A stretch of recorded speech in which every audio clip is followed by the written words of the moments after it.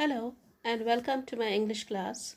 Today we are going to enjoy a beautiful poem, A Thing of Beauty, which is an excerpt from John Keats' famous poem, Endymion.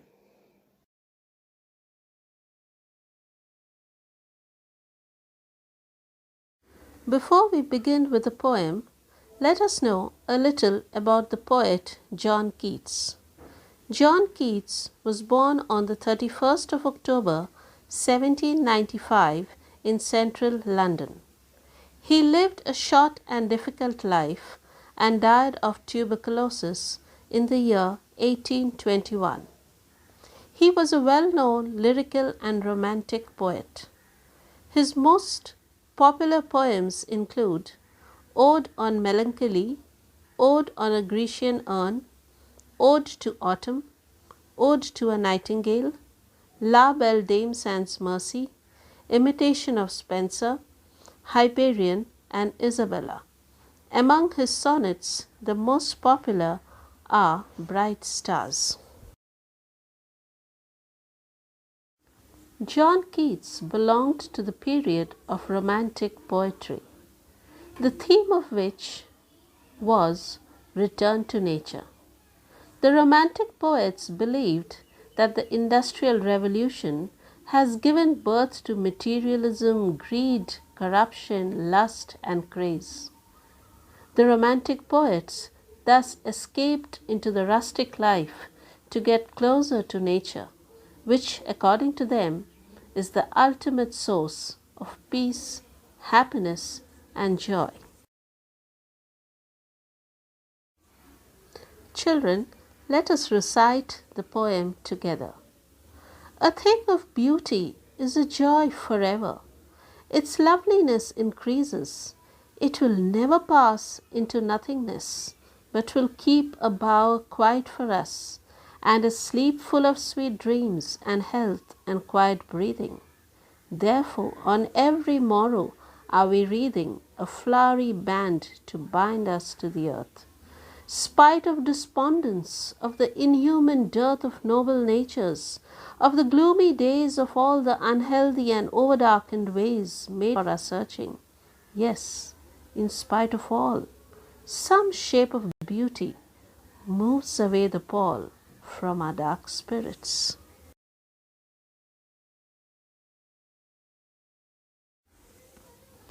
Such as the sun, the moon, trees old and young, sprouting a shady boon for simple sheep, and such are daffodils with the green world they live in, and clear rills that for a cooling covert make against the hot season, the mid-forest brake, rich with a sprinkling of fair musk rose blooms.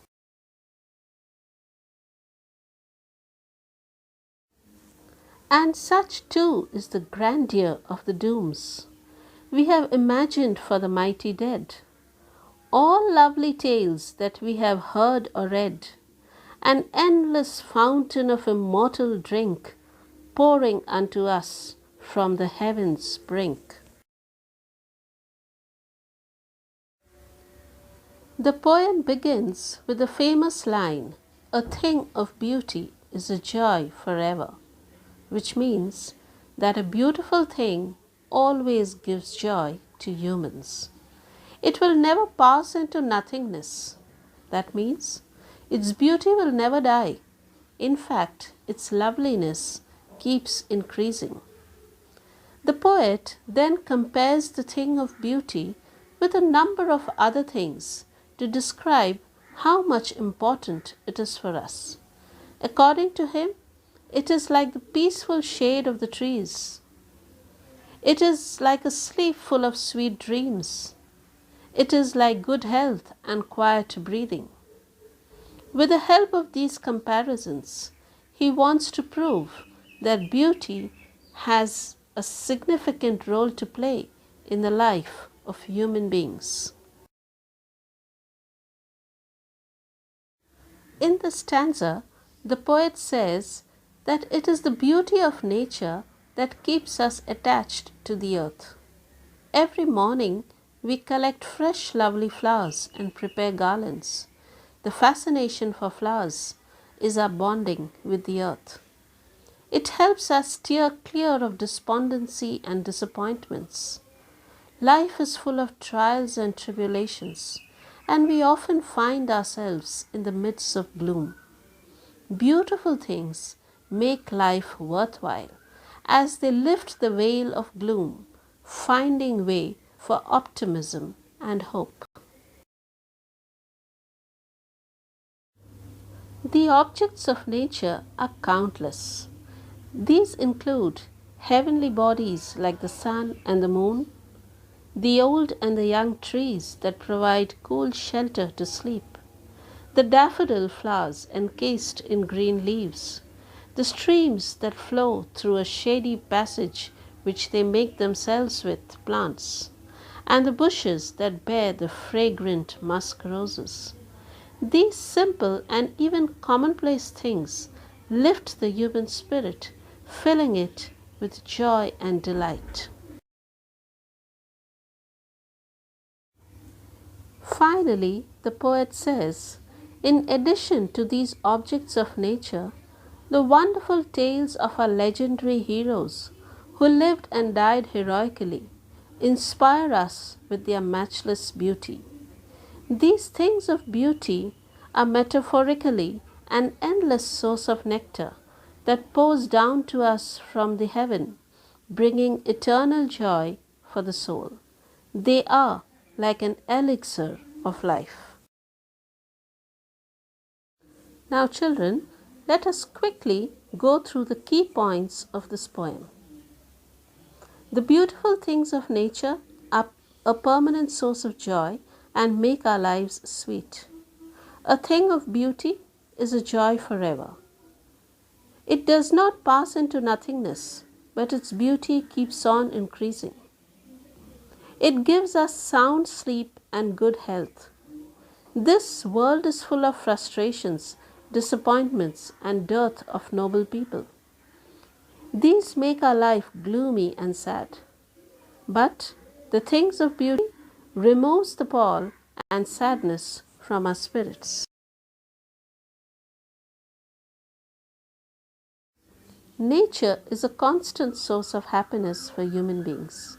The beautiful things like the sheep, the daffodils, the clear streams, the musk roses, and the forest thickets. These things soothe us and make us happy. The stories of heroes who have died in peace or war are also things of beauty and have a stimulating effect.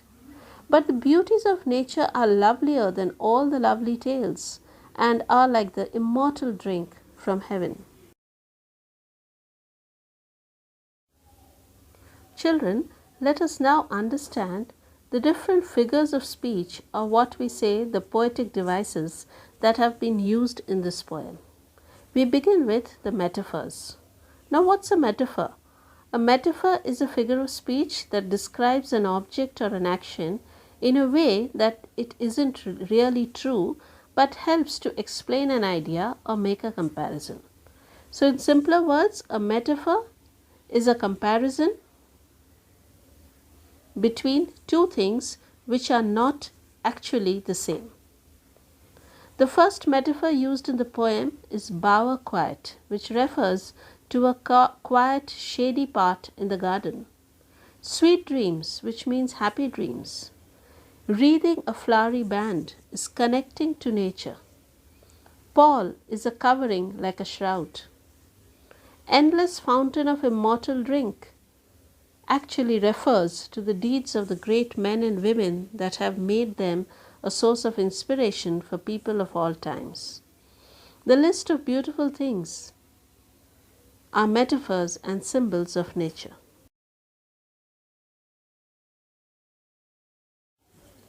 The next poetic device that has been used in the poem is the alliteration. The alliteration means the use of the same letter or the same sounding word at the beginning of each word that are close together.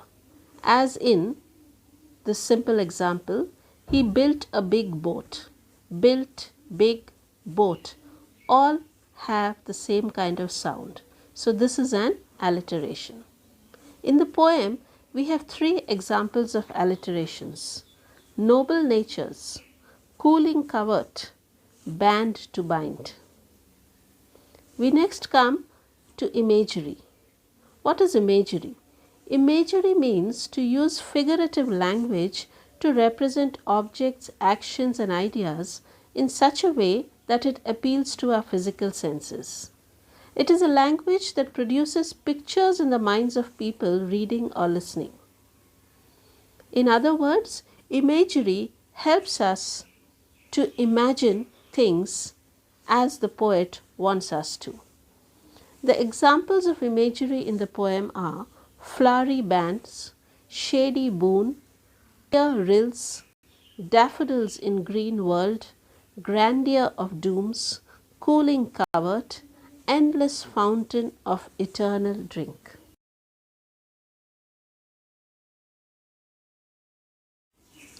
We also have symbols as a poetic device in the poem. Symbolism can take different forms. Generally, it is an object representing another to give an entirely different meaning that is much deeper and more significant. Simple sheep.